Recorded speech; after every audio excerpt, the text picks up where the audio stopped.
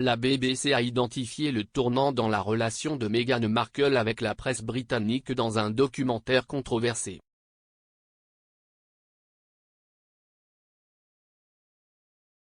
Le deuxième épisode du documentaire Les Princes et la Presse a été diffusé lundi soir.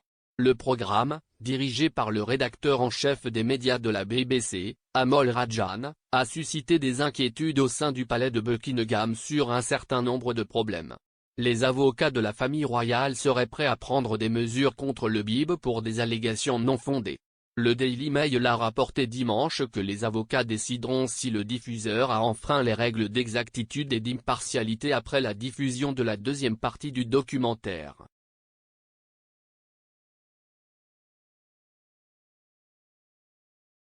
Le journal a affirmé qu'une plainte solide auprès des chefs de la BBC ou de l'organisme de surveillance des médias Ofcom est possible, une action en justice étant considérée comme moins probable.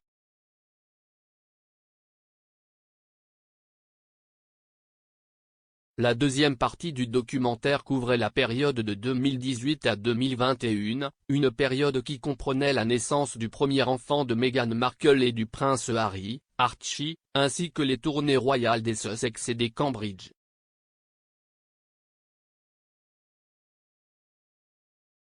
Monsieur Rajan a enquêté sur l'allégation selon laquelle Kate, la duchesse de Cambridge, avait été réduite aux larmes par Meghan.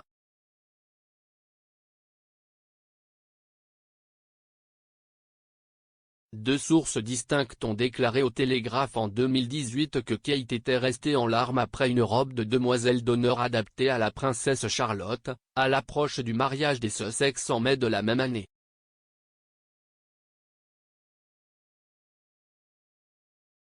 Kensington Palace, le bureau de presse de Meghan et Kate à l'époque, n'a pas commenté l'histoire.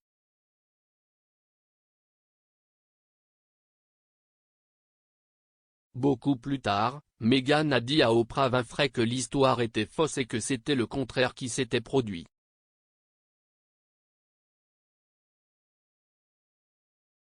Monsieur Rajan a déclaré, mais à ce moment-là, le récit était en place.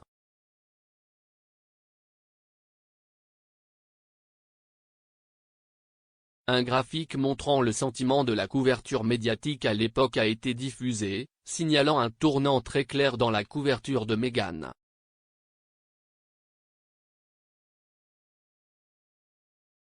Monsieur Rajan a noté, jusqu'à la fin de 2018, le sentiment était principalement au-dessus de zéro, indiquant un ton positif.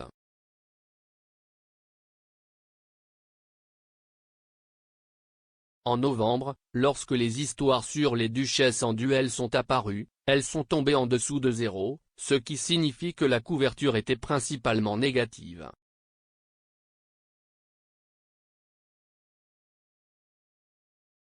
À partir de ce moment, Meghan, Harry et la presse se livreraient une bataille pour la réputation de Meghan.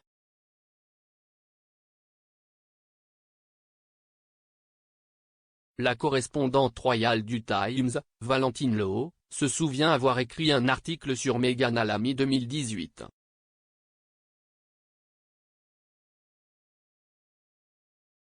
Il a déclaré, « Je me souviens d'avoir écrit un article sur Meghan, et tout était sur le fait qu'elle était une bouffée d'air frais.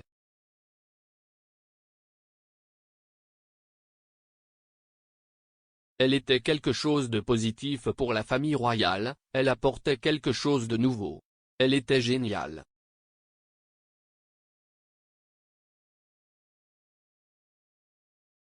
Il y avait de légers éléments de critique dans cet article, mais il était définitivement positif à 85%.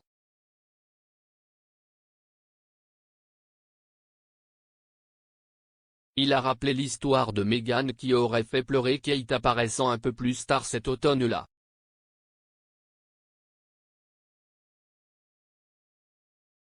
Il a déclaré, « Ce fut l'un des tournants.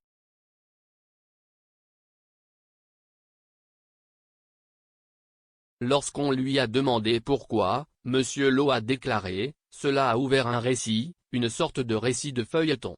Une histoire de feuilleton, les duchesses en lutte. »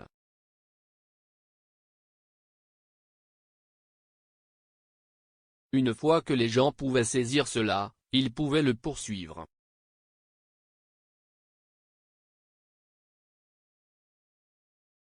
Camilla Tominey, la journaliste qui a révélé les allégations en premier, a refusé de s'appuyer sur l'une des sources qui lui avait raconté l'histoire à la demande de M. Rajan.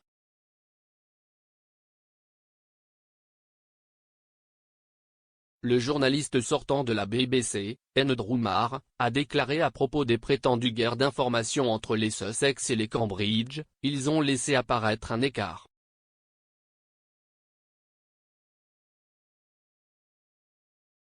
À travers cet écart, un journalisme très destructeur suivra et circulera.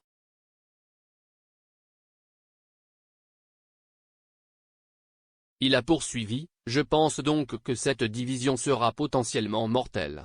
Très dommageable pour toute la famille royale.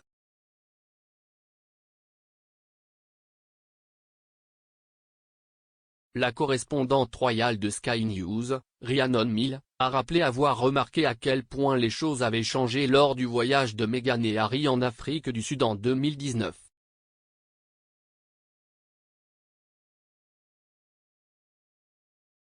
Harry, a-t-elle dit, n'était pas comme le prince Harry que nous avions connu auparavant.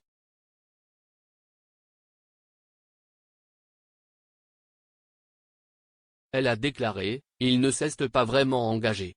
Il n'est pas vraiment venu nous parler comme il l'aurait fait.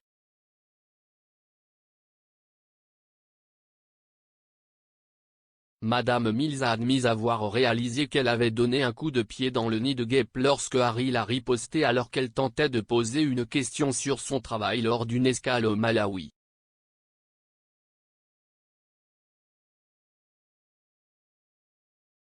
Les images diffusées dans le documentaire de la BBC montrent qu'Harry a d'abord ignoré Madame Mills, avant de claquer, « Ne vous comportez pas comme ça » alors qu'elle l'interrogeait.